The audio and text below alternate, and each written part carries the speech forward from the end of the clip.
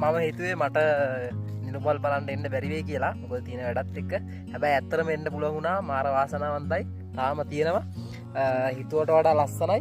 ඇත්තටම මේ දැන් බලන්නකො මේ කියන්නේ මේවා රාහු 12කට 5කට වගේ සැරයක් පිපෙන මල්නේ.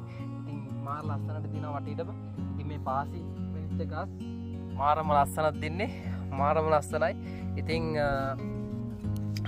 මට වාසනාව හම්බුණා මේ පාර නිර්මල් බලන්න එන්න තියෙන වැඩත් එක්ක. ඉතින් බලන්න ලස්සන වටපිටාවේ තියෙන මගෙත් එක්කම විදලා බලන්න මේ තියෙන ලස්සන.